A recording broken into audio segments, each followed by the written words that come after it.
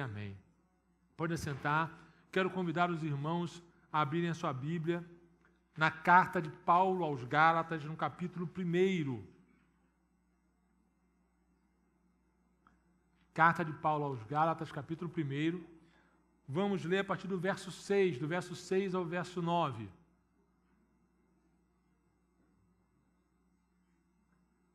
Gálatas, capítulo 1, do verso 6 ao verso 9. Amém? Glória a Deus. E eu acho que o pessoal não tomou café da manhã direito, não. Amém? Amém. Glória a Deus. E o café estava bom, hein? Te dizer. Regado. Diz assim o texto: admiro-me de que tão breve vos desviastes daquele que vos chamou para a graça de Cristo, para um outro evangelho, o qual não é um outro. Entretanto, há alguns que vos perturbam e querem perverter o evangelho de Cristo. Porém, ainda que alguém, nós ou um anjo do céu, vos pregasse algum outro evangelho além do que vos pregamos, que seja ele amaldiçoado. Como já vos dissemos, digo-vos agora novamente: se algum homem pregar-vos algum outro evangelho além do que recebestes, que ele seja amaldiçoado. Amém? Vamos orar. Pai, mais uma vez nos colocamos em suas mãos. Clamo ao Senhor, ó Deus, que o Senhor venha tirar de nós todo impedimento, tudo aquilo que possa nos impedir de ouvir a tua voz, entender e mudar de direção. Que, ó Deus, caia por terra isso em nome de Jesus. Usa-me, ó Deus, como instrumento do Senhor nessa manhã para abençoar os teus filhos. Eu te clamo em nome de Jesus. Amém e amém. Amados, na semana passada, o pastor Bruno, ele leu o texto do verso 1 ao verso 9, mas ele falou efetivamente, pregou efetivamente do verso 1 ao verso 5, né? E nesses versos, nós vimos aí, na semana passada, então, do que trata a carta, né? A carta é uma divisão, né? Ele trata de uma divisão social, racial das igrejas da Galácia, certo? Onde estavam ensinando ali, e os Gálatas estavam cumprindo outros ritos, os ritos judaicos, além daquilo que foi ensinado por Paulo, além do evangelho puro e simples.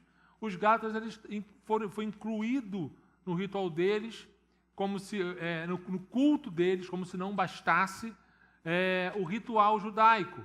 Então eles estavam se circuncidando e tendo as mesmas práticas de alimento que os judeus. E Paulo orienta, então, veementemente falando contra isso, porque não foi o evangelho que ele havia ensinado, né? Então, olhando para essa passagem, a gente vê a indignação de Paulo com relação a isso, né, ao que estava acontecendo, e o pastor falou muito, foi bem enfático a respeito disso na semana passada, né, que ele pega muito pesado quando ele diz: olha, eu estou admirado com vocês, que vocês fizeram do evangelho de forma tão rápida, se desviando do evangelho, né, daquilo que foi pregado para vocês. E nós vimos, então, o pastor, ele falou sobre quem somos, né? Somos marcados por uma incapacidade espiritual de nos autossalvarmos e que nos coloca na condição de perdidos diante de Deus. Vimos também o que Jesus fez, né, com relação a isso. Cristo entregou-se a si mesmo pelos nossos pecados. Então, a substituição, no caso aqui, é o motivo do evangelho ser um evangelho revolucionário. Em nenhum outro lugar, em nenhum outro evangelho, em nenhuma outra cultura, em nenhuma outra religião, alguém se entregou por alguém. E Cristo se entregou pelos nossos pecados. E vimos também o que o Pai fez e por que Ele fez. Ele aceitou a obra de Cristo em nosso benefício, né? E isso não foi mérito nosso, foi pela sua abundante graça. Então, na semana passada, o pastor Bruno falou sobre isso, e hoje nós vamos continuar dentro desse texto, na parte 2 da singularidade do Evangelho, né? E nós vamos... E o apóstolo aqui, ele fundamenta, então, a sua autoridade e a autoridade da palavra de Deus nos seguintes aspectos. Tá? Primeiro, qualquer mudança no Evangelho o torna nulo. Qualquer coisa que se muda no Evangelho vai o tornar nulo. Né? Paulo, então, mostra aqui que abandonar o Evangelho é a mesma coisa de desprezar a Deus. Quando ele fala aqui no verso 6, admiro que tão breve vos desviaste daquele que vos chamou. Né? Daquele é quem aqui? É Deus. Aquele que vos chamou. Então, mudar qualquer coisa no Evangelho, abandonar o Evangelho da verdade, equivale, de fato, a rejeitar a Deus. E é muito importante a gente entender isso aqui, porque é aquele que nos chamou para a graça de Cristo. Para a graça de Cristo. Então, mostrando que, mais uma vez, essa ação parte de Deus, não parte de nós.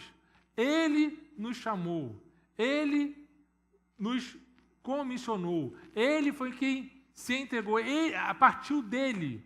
A ação de se chegar até nós partiu dele, não partiu de nós para ele, muito pelo contrário. E Paulo, ele entende muito bem isso, quando ele diz lá no verso 15 desse capítulo aqui ainda, se os irmãos olharem lá, ele vai dizer assim: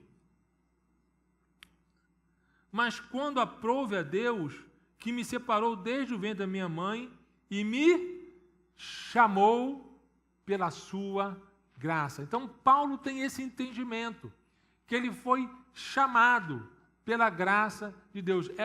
É uma ação que muitas vezes a gente não entende. Ele nos chama e então nós o seguimos. Ele nos chama, ele se apresenta a nós o conhecemos e nós o seguimos. Não é uma ação contrária. Não somos nós que clamamos por ele e ele se apresenta.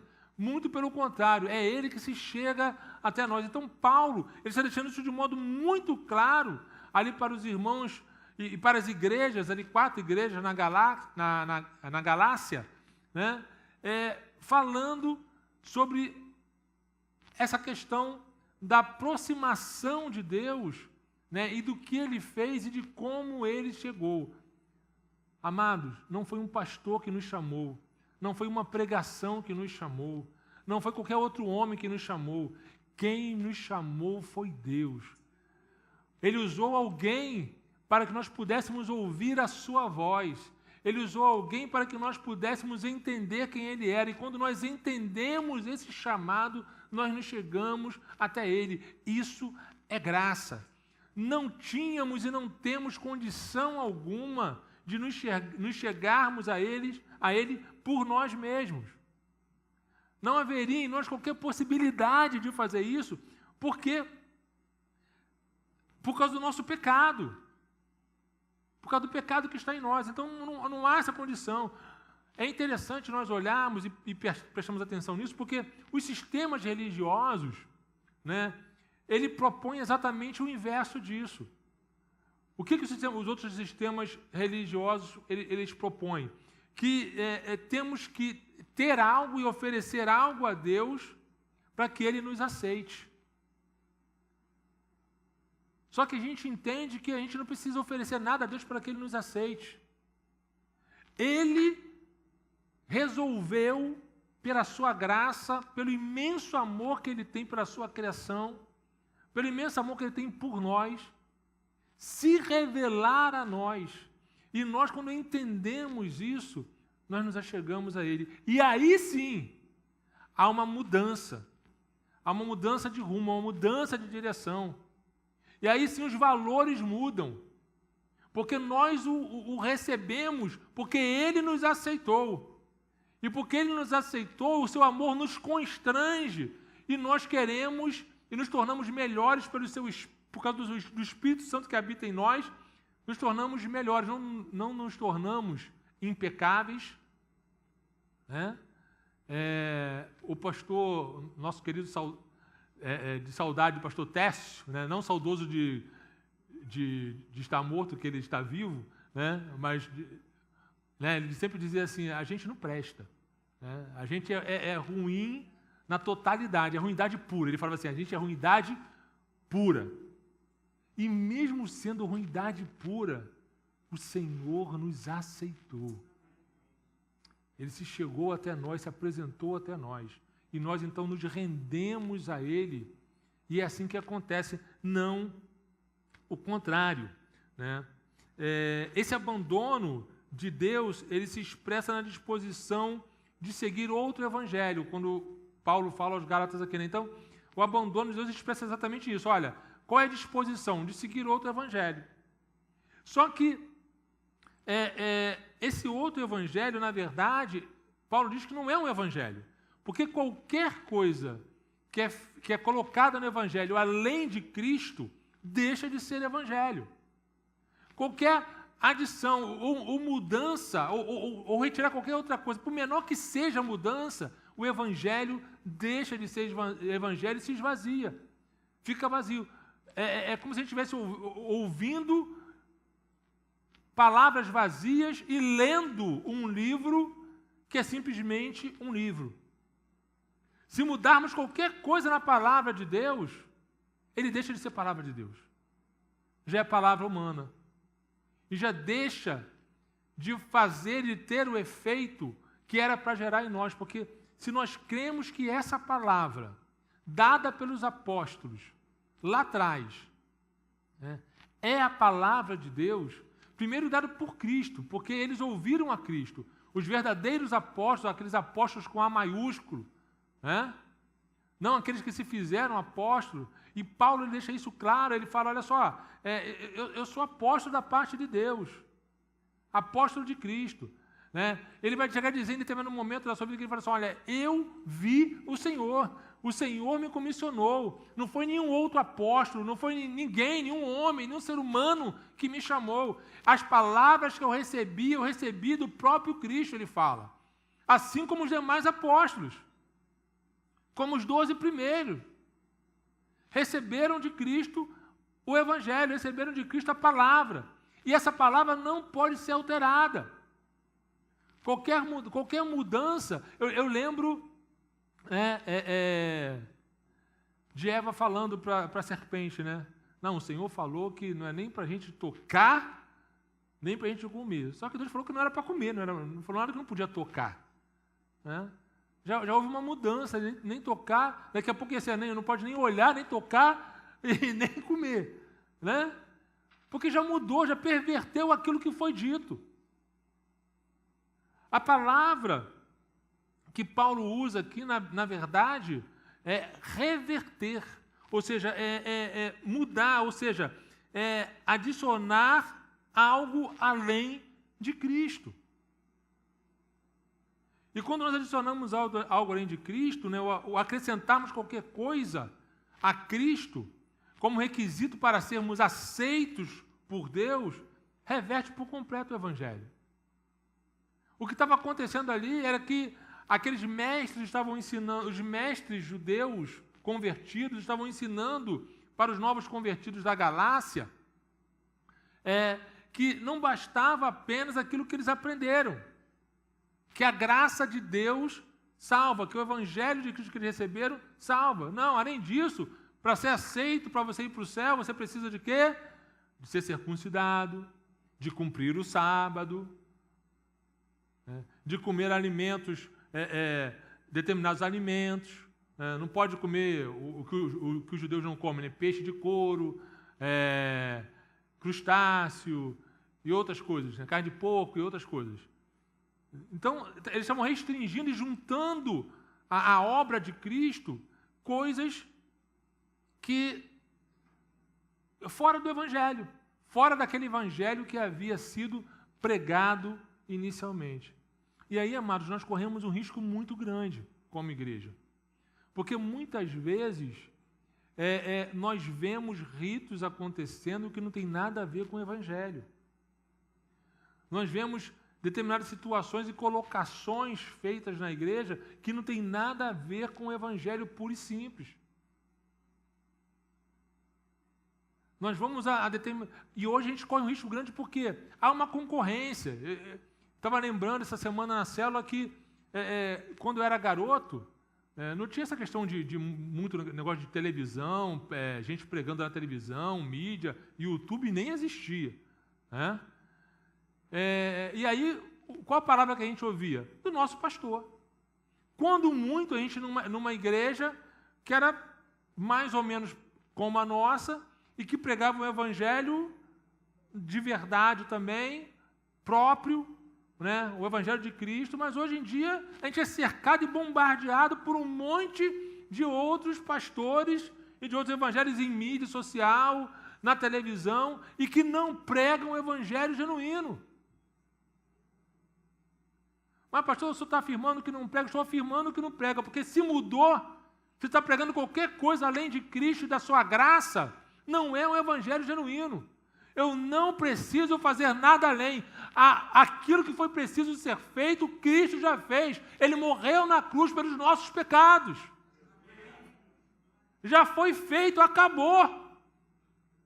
Eu não preciso deixar de cortar o cabelo, não preciso tirar, botar qualquer outra vestimenta, código de vestimenta, nada disso.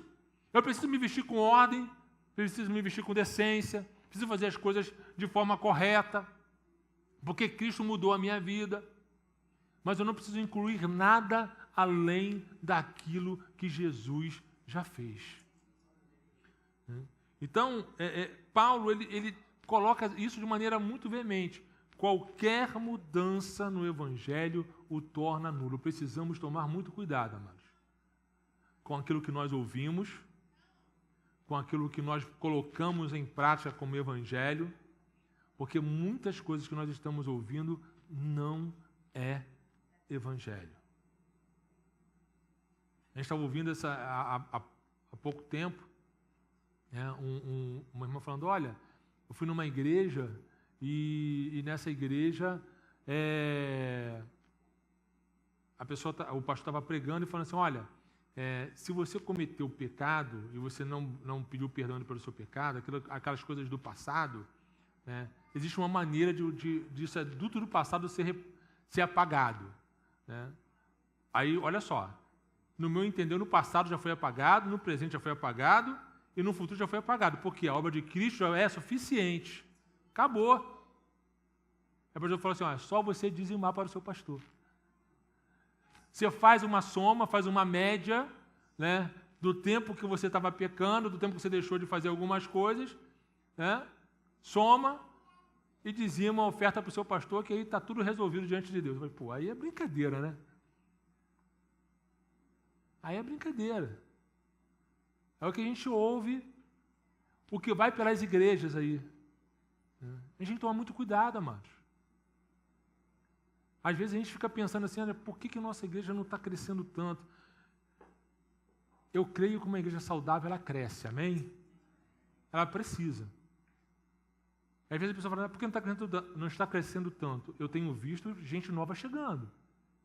Está sempre gente nova chegando. Então a igreja está crescendo. Né? À medida que o corpo vai ficando saudável, a igreja vai crescendo. Pode não crescer assustadoramente de uma maneira muito rápida, mas o que a gente tem visto são igrejas crescendo de modo rápido com o evangelho raso. Um evangelho, como Paulo diz aqui, que não pode nem ser considerado evangelho, porque está colocando algo mais além de Cristo. Então precisamos tomar cuidado com isso. Em segundo, qualquer que pregue outro evangelho, Paulo diz que é amaldiçoado. A gente tem que partir da seguinte pergunta: o evangelho que nós pregamos na nossa igreja, que nós ouvimos na nossa igreja, é um evangelho verdadeiro? Não é uma pergunta para os irmãos responderem, não. Certo? Né? Mas é para a gente pensar nisso. Por que a gente precisa pensar nisso? Né? O pronunciamento de Paulo em face a essa atuação dos mestres judaizantes se constitui no mais impetuoso, né, de todo o Novo Testamento. Ele assim, é muito duro naquilo que ele diz. Né? Ele afirma com rigor, porém, ainda que alguém, eu ou um anjo.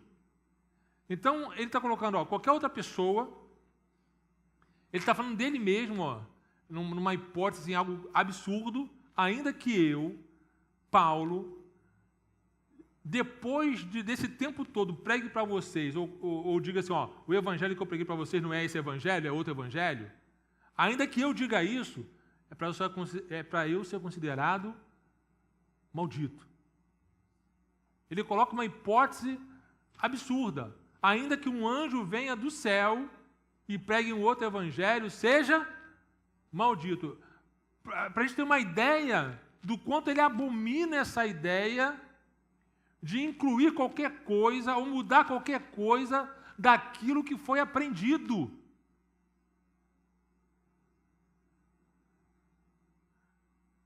Às vezes nós nos perguntamos, será que eu estou na melhor denominação?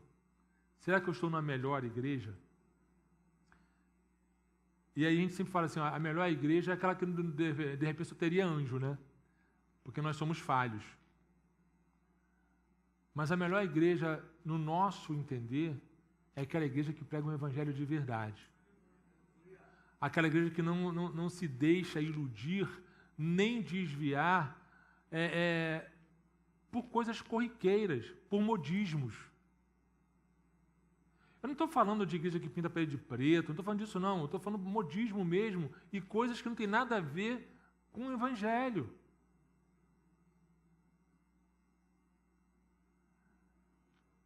Será que a nossa igreja prega o evangelho de verdade? O Paulo ele diz assim, olha, quando ele fala, porém, ainda que alguém, nós ou um anjo do céu vos pregasse algum outro evangelho além do que vos pregamos, que seja amaldiçoado, ele está dizendo, né,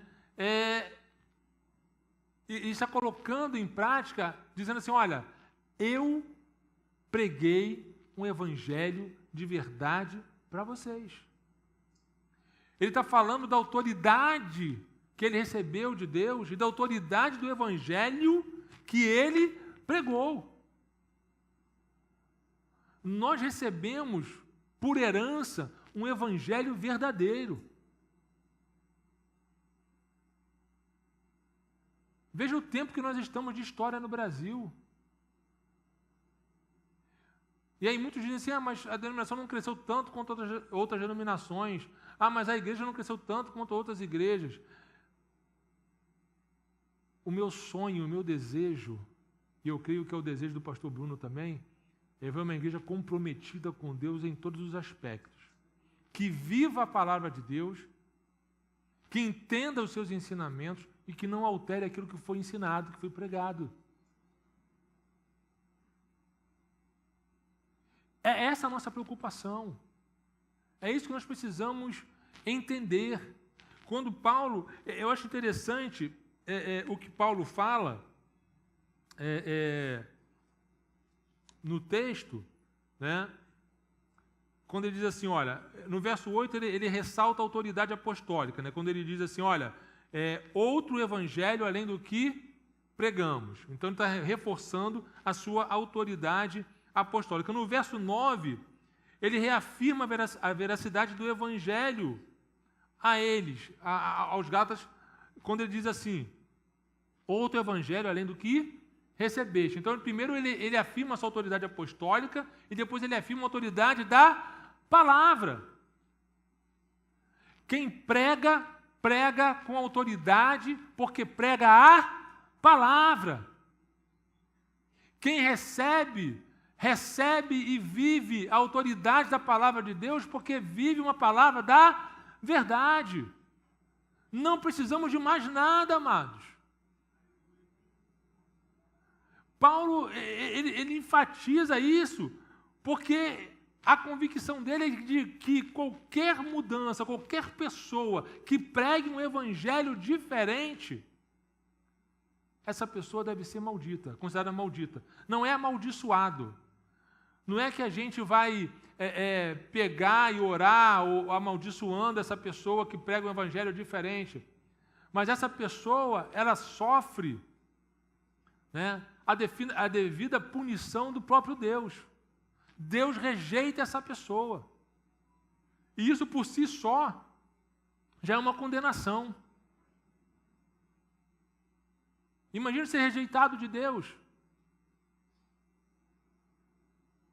Agora, quando nós temos na nossa comunidade evangélica, eu não vou falar igreja, porque a igreja é a reunião dos santos, amém?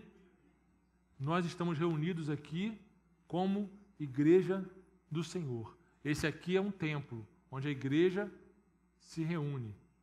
Mas a comunidade evangélica que se reúne aqui em Sete Pontes, né, essa comunidade evangélica é uma comunidade evangélica dos santos eleitos em Cristo Jesus. Daqueles que foram chamados, tirados de um poço de lama, tirados da escuridão e trazidos para um reino de luz, tirados da ignorância e trazidos para a verdade do evangelho puro e pleno. É por isso que a gente não precisa de mais nada, só Cristo, só a palavra.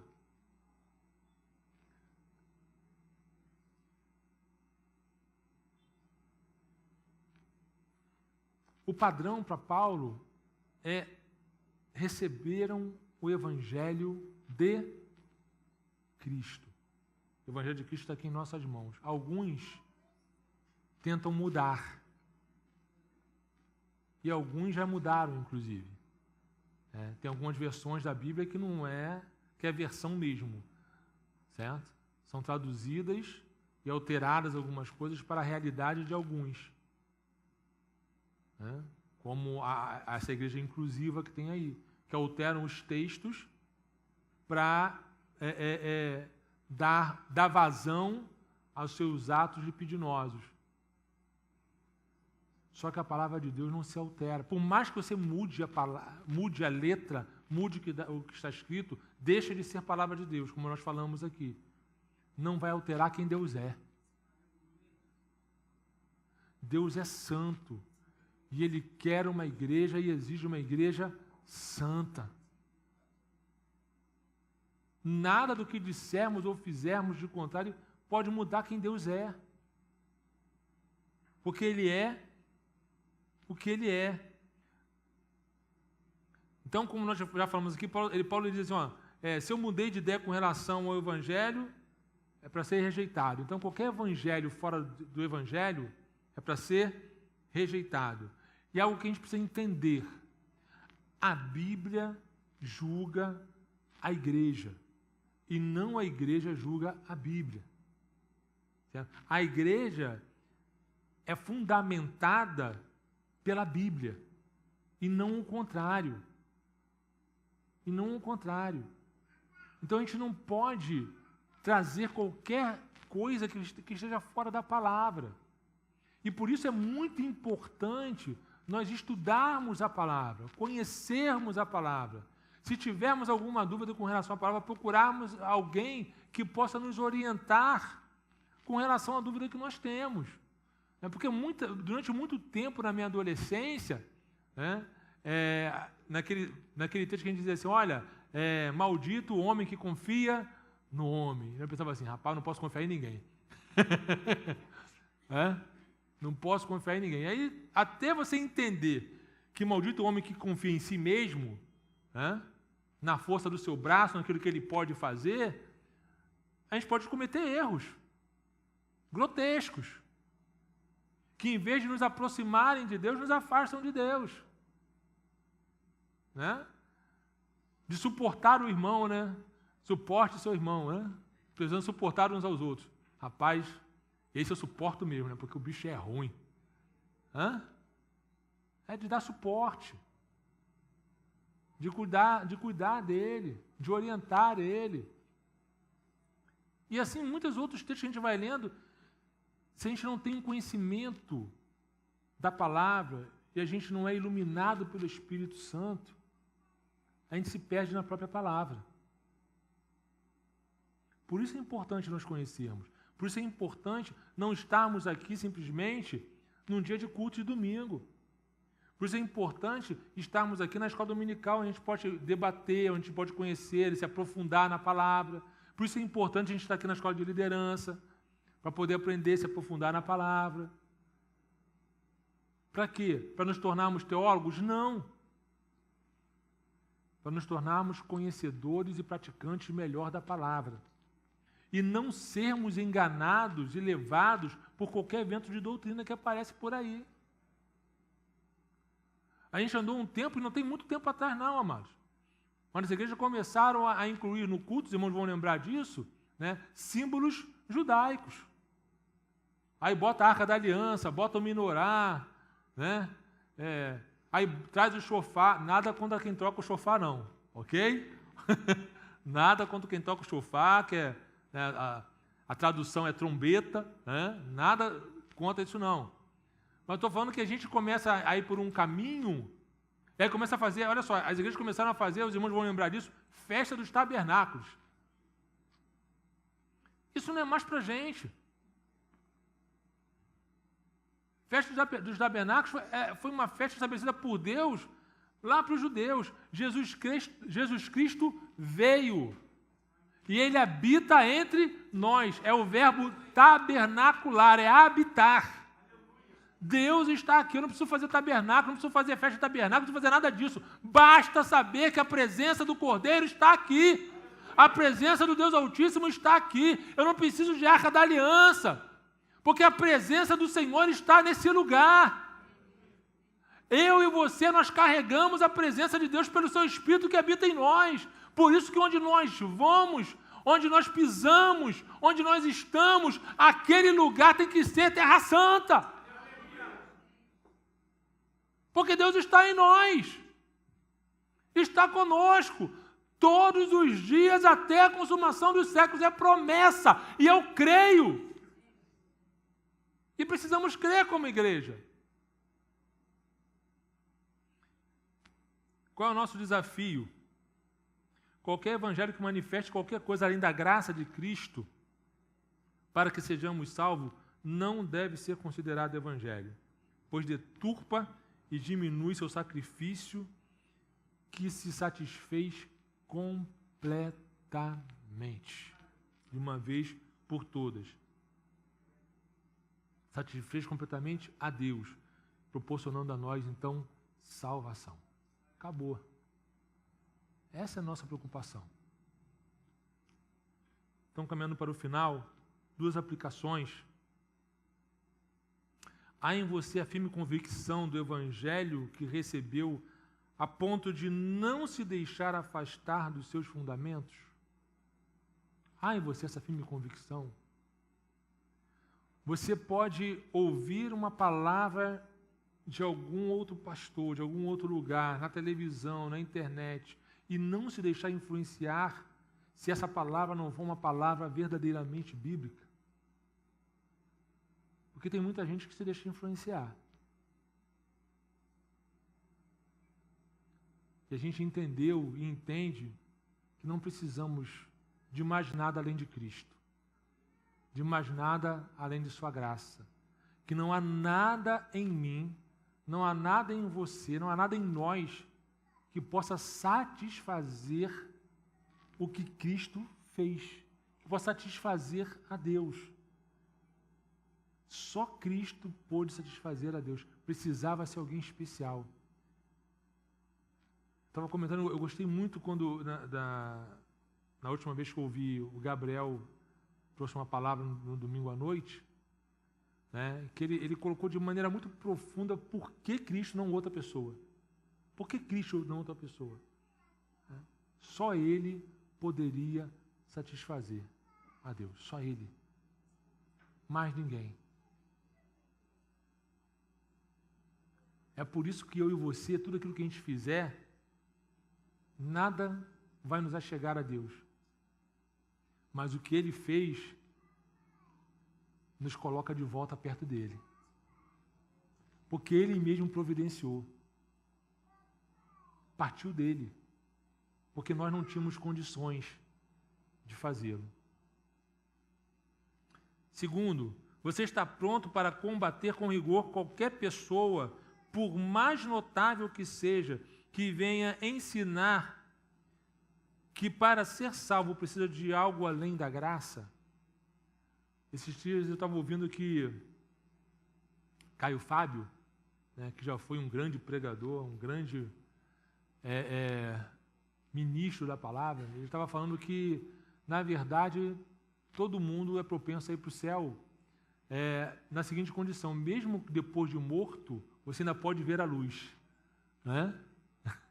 Você ainda pode ver a luz, só depende de você a salvação nesse sentido, né? Que depois de morto você ainda pode ver a luz e conseguir ir para o céu. Anula totalmente aquilo que a Bíblia diz, né? Depois da morte é o juízo. Acabou. Se conserta agora e vive uma vida para Deus agora, ou depois que morrer, maninho, já era. Quando você abrir os olhos, quando você fechar os olhos aqui e abrir os olhos, você pode abrir os olhos na eternidade, sim. Numa eternidade de sofrimento com Satanás, no inferno, ou numa eternidade de alegria, gozo e paz com Deus. Mas isso enquanto estivermos vivos aqui. Então, cuidemos, amados, para que nós, de fato, estejamos prontos para rejeitar qualquer coisa que não seja Cristo. E somente Cristo. O catolicismo prega que não precisa apenas de Cristo, não precisa apenas da palavra, mas precisa da igreja. Ninguém é salvo fora da igreja católica. Nós não precisamos de igreja para ser salvos, mas precisamos nos congregar porque a Bíblia nos orienta a fazer isso. Não somos desigrejados. Temos um Deus que é Pai e temos muitos irmãos. Amém? Glória a Deus. Não precisamos de igreja para salvação, porque a igreja não salva ninguém. Salvação é só por Cristo. Ponto. É simples assim. Que possamos viver essa verdade do Evangelho em nós, para que o nome do Senhor seja glorificado em nossas vidas. Feche seus olhos. Quero orar.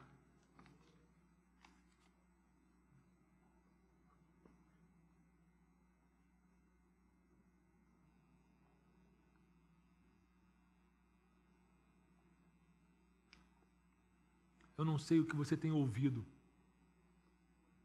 Eu não sei como você tem aprendido. Eu sei que nesse lugar aqui você aprende uma palavra de verdade. Um evangelho genuíno.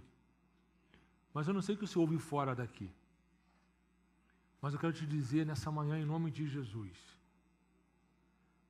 pratique aquilo que a palavra de Deus, a Bíblia Sagrada, nos ensina. Nada além disso. E nada menos do que isso.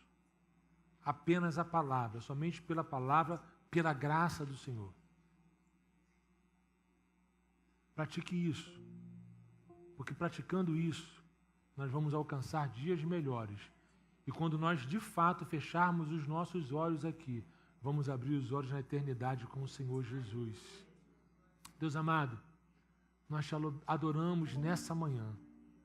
Bendizemos o teu nome pela tua palavra.